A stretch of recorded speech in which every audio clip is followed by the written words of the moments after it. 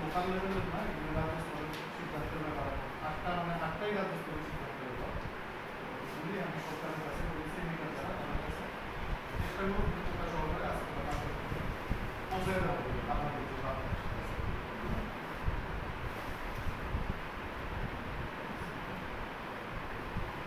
আপনাদের তো আপনারা দিতে পারেন একটা আছে 8 নম্বর কার্ড আছে নাম কিনা এই শ্যামক রেড করে দিব শ্যামক নাম কিনা তো আমি আপনাদের ইন্ট্রোডিউস করে দিতে হবে আমরা স্পিচ ওয়াশ আপনাদের চিনেন ভালো করে চিনেন আপনাদের দেখলাম ক্ষেত্রে সংগঠন করে আলোচনা করব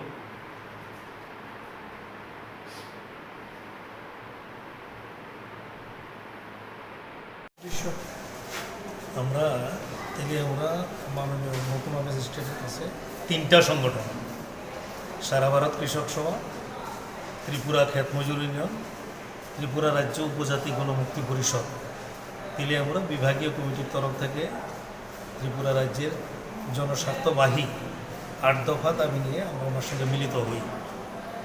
এই দাবিগুলোর মধ্যে মূলত আমরা যে দাবি গুরুত্বপূর্ণ দাবি রাখছি 6 মাসের মধ্যে আয়কর প্রদানকারীর বাইরে যে সমস্ত পরিবার সেই সমস্ত পরিবারকে 7,500 টাকা করে ব্যাংক মারফত দেওয়ার জন্য আমরা ডিমান্ড রাখছি। আমরা MGM রেগা প্রকল্পে জব কার্ডধারীদের 200 দিনের কাজ ন্যূনতম 600 টাকা মজুরি আমরা ডিমান্ড করতেছি। MGM রেগা প্রকল্পে 1 লক্ষ কোটি টাকা বরাদ্দ আমরা ডিমান্ড করতেছি। রেগাকে কৃষি এবং জুট চাষে ব্যবহার করার জন্য আমরা করছি। পেমেন্ট করার ক্ষেত্রে রেগার যে মজুরিটা পেমেন্ট হয় এটা অনেক দীর্ঘদিন যাবৎ বকেয়া থাকে, যারা কাজ করেন তারা সেই টাকাটা পান না। এই বকেয়া যাতে কোনো অবস্থায় 1 সপ্তাহের বেশি না রাখে। এই এখন কোভিড-19 এর ফলে মানে আমাদের স্বাস্থ্যর যে পরীক্ষা আমরা যেটা লক্ষ্য করছি যে যথাযথভাবে পরীক্ষা করা দরকার, যেটা কেরালায় বিভিন্ন জায়গায় ডেস্ক করে বিভিন্ন মোড়ে ডেস্ক করে তাদের স্বাস্থ্যের পরীক্ষার ব্যবস্থাটা করছে। অনুরূপভাবে এই ত্রিপুরা রাজ্যেও না সারা ভারতবর্ষেই এই ধরনের স্বাস্থ্য পরীক্ষার ব্যবস্থাটা করার জন্য আমরা করছি।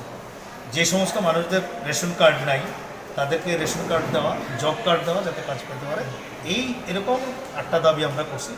মাননীয় মহকুমা ম্যাজিস্ট্রেট দাবিগুলির যৌক্তিকতা স্বীকার করছেন এবং উনি ওনার ঊর্ধ্বতন কর্তৃপক্ষ বিশেষ করে জেলা শাসকের নজরে উনি আনবেন যাতে করে এই দাবিগুলি পূরণ হয়। আমাদের সংগঠনের দাবি হচ্ছে এই দাবিগুলি যদি পূরণ না হয় তাহলে আগামী দিনে কিন্তু আমরা বৃহত্তর আন্দোলনে আমরা নামতে আমরা বাধ্য হব। এই হচ্ছে আজকে ডেপুটেশনের মূল উদ্দেশ্য।